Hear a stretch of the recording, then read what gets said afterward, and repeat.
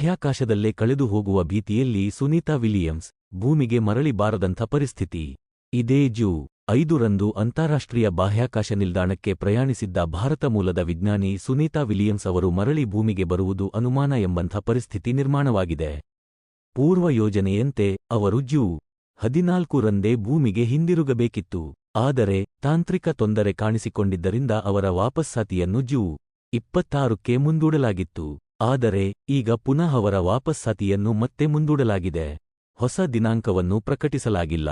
ಅಂತಾರಾಷ್ಟ್ರೀಯ ಬಾಹ್ಯಾಕಾಶ ನಿಲ್ದಾಣ ಐಎಸ್ಎಸ್ ಇದೇ ಜೂ 5ರಂದು ಭೂಮಿಯಿಂದ ಅಂತಾರಾಷ್ಟ್ರೀಯ ಬಾಹ್ಯಾಕಾಶ ನಿಲ್ದಾಣಕ್ಕೆ ಐಎಸ್ಎಸ್ ಹೋಗಿದ್ದ ಭಾರತ ಮೂಲದ ಖಗೋಳ ವಿಜ್ಞಾನಿ ಸುನೀತಾ ವಿಲಿಯಮ್ಸ್ ಅವರು ಭೂಮಿಗೆ ಹಿಂದಿರುಗುವುದು ಕಷ್ಟಕರವಾಗಿದೆ.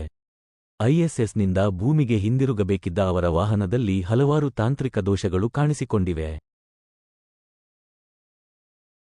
ತಾಂತ್ರಿಕ ದೋಷಗಳು ಸರಿಹೋಗದ ಕಾರಣ, ಅದರ ಜೊತೆಯಲ್ಲೇ ಮತ್ತಷ್ಟು ತಾಂತ್ರಿಕ ತೊಂದರೆಗಳು ಕಾಣಿಸಿಕೊಂಡ ಕಾರಣದಿಂದಾಗಿ ಈಗ ಪುನಃ ವಾಪಸ್ಸಾತಿ ದಿನಾಂಕವನ್ನು ಮುಂದೂಡಲಾಗಿದೆ.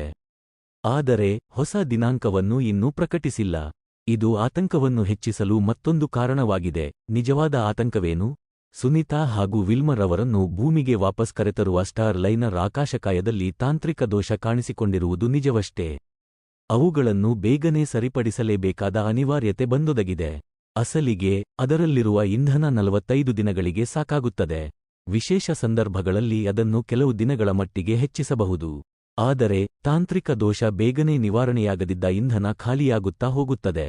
ತಾಂತ್ರಿಕ ದೋಷಗಳು ನಿವಾರಣೆಯಾಗುವ ಹೊತ್ತಿಗೆ ಇಂಧನ ಖಾಲಿಯಾದರೆ ಅವರು ಭೂಮಿಗೆ ಹಿಂದಿರುಗಲು ಸಾಧ್ಯವಾಗುವುದಿಲ್ಲ ಎನ್ನಲಾಗಿದೆ.